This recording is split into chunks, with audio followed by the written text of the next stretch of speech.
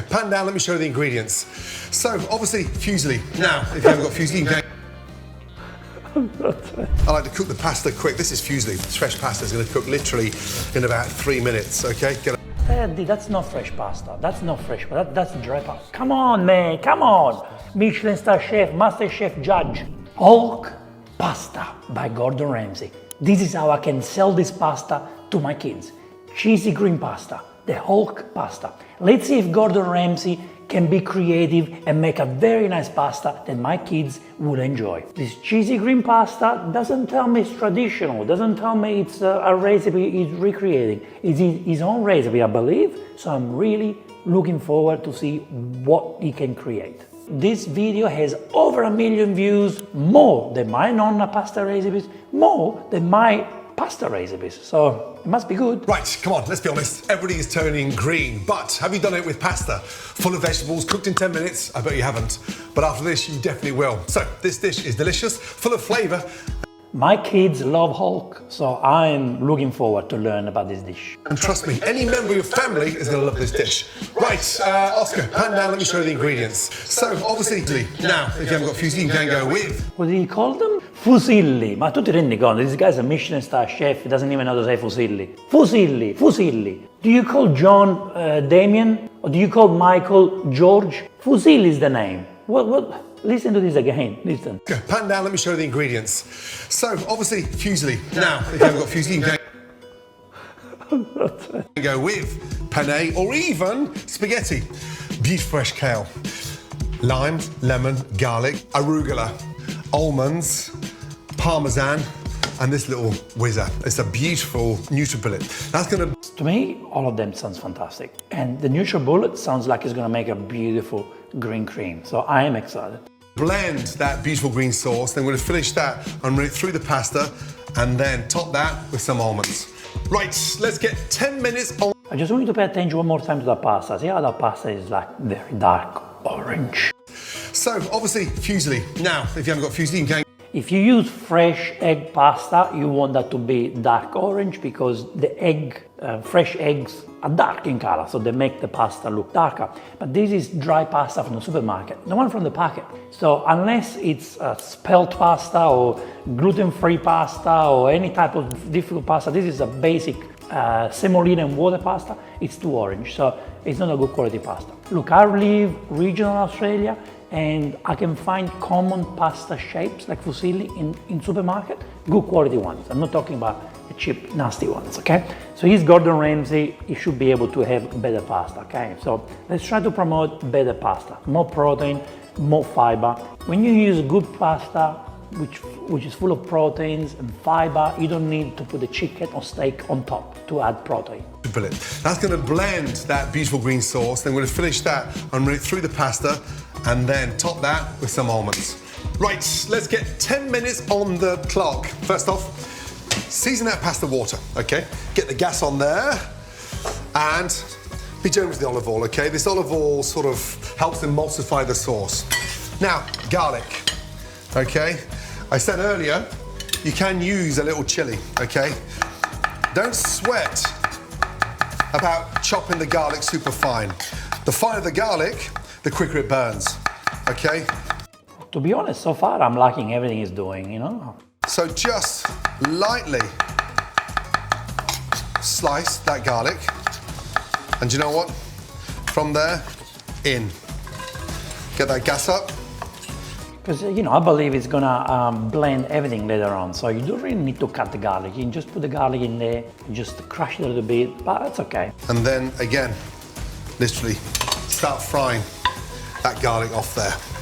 I recommend everyone to add 2 tablespoons of tap water in there before the oil becomes hot, so you avoid the garlic to burn. It's a very good trick. Now, lightly season it, okay?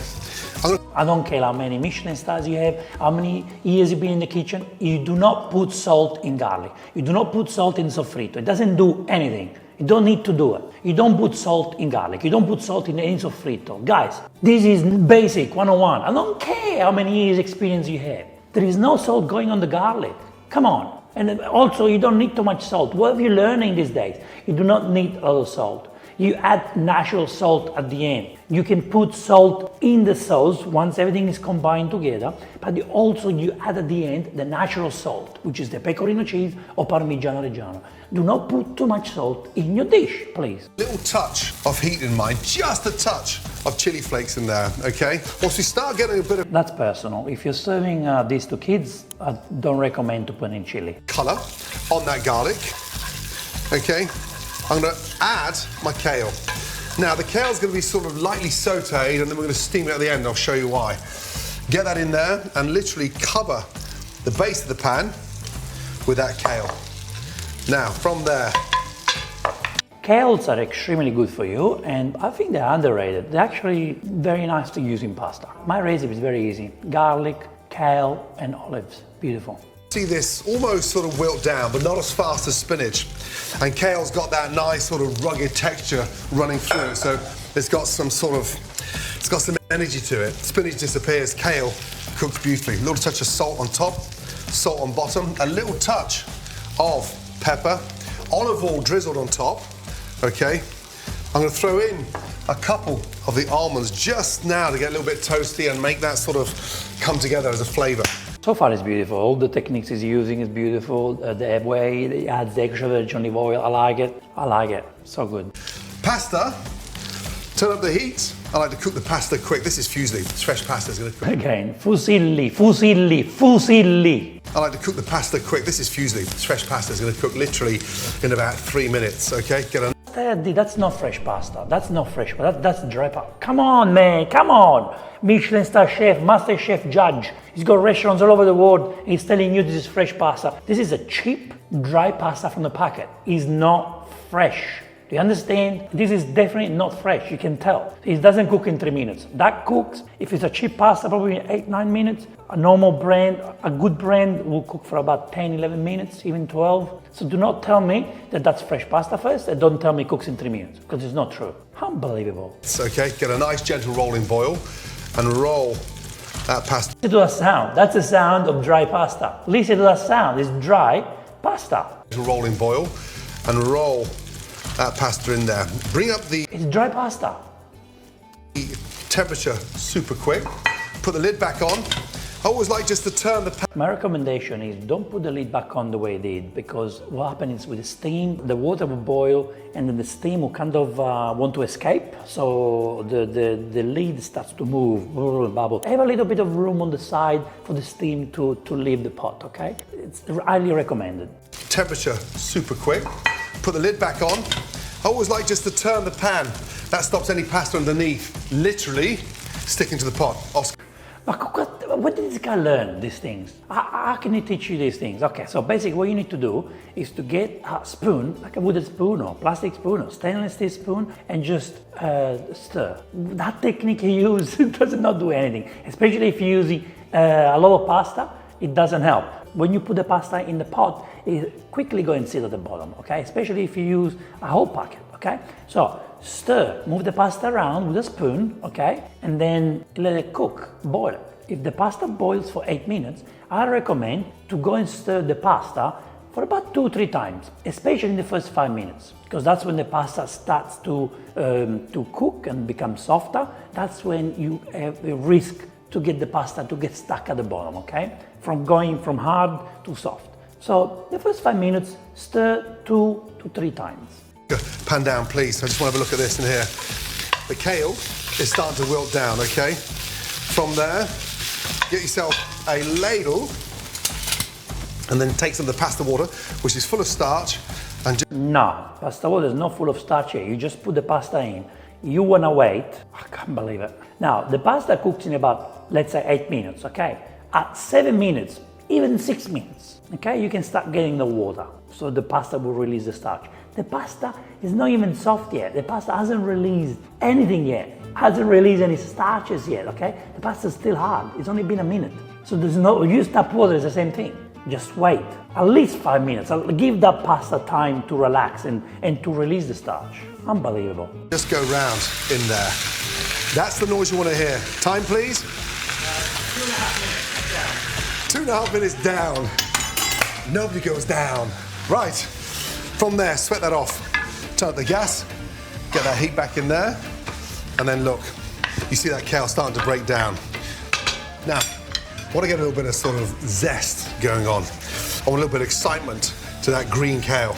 Lovely. The sauce to me looks beautiful. So far the sauce is great. So look, in with my zest.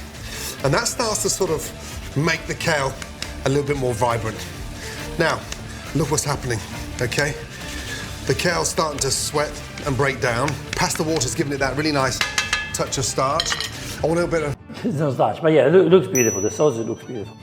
texture on top of that. A couple of anchovies, again, optional, but Great idea to add anchovies. Great idea. But you need to add them first in the oil before you add the kale. Because the anchovies, they need to break. They need to add flavors to the oil, and then you will add the flavors to everything else, okay? That's my recommendation. you need 2 or 3 nice salted anchovies.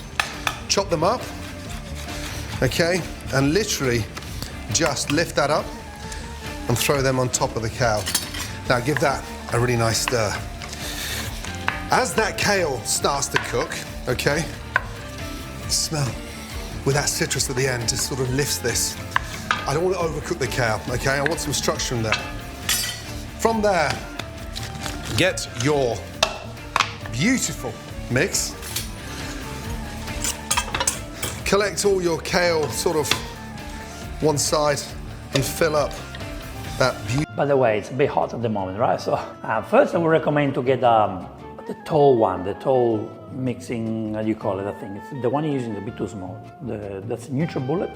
Just use a tall glass or plastic, whatever you call it, mixer. For a little blender.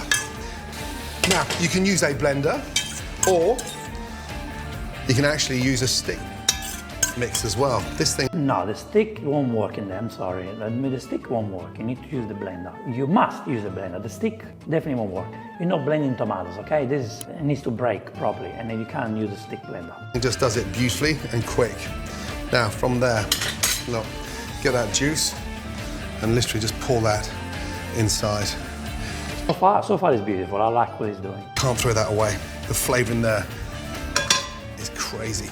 Now, look, time please. 4 minutes gone. Coming up to halfway. Give that pasta a little shake. Now, before All that garlic in the pan needs to go. That's why I said to you, it's easier, okay, not to cut the garlic. Just squash the garlic, put it in the oil, and then you can put everything together in the blender, and that way the garlic will blend in the mix. But now you got all these pieces of garlic stuck in the pan. I whiz that, look, a little touch of olive oil. Okay, a little touch of seasoning. And then More salt. More salt. lid on. Now, we're going to break this down gently, okay? I don't want to go too puree, so it's just literally on, 5 seconds.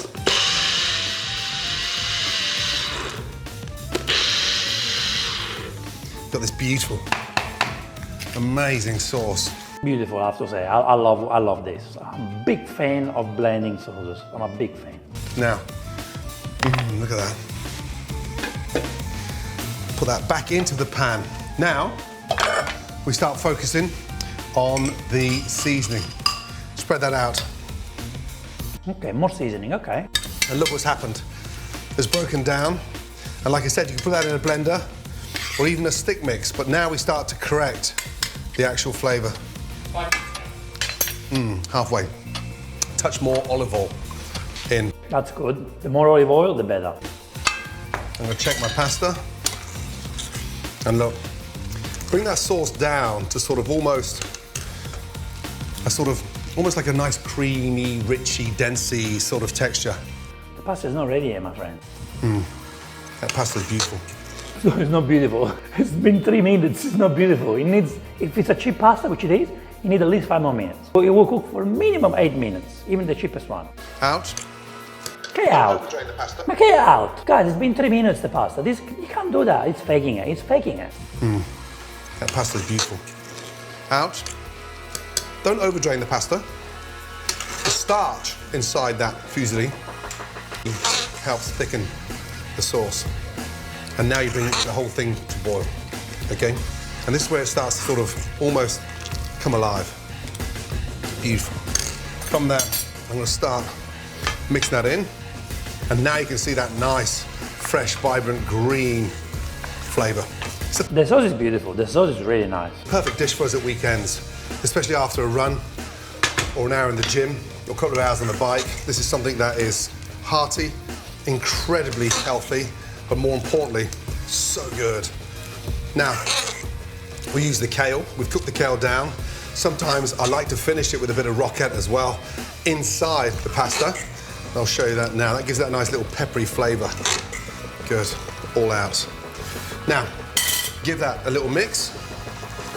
And now you can see this whole dish coming together beautifully. Now, from there, turn the gas down. And again,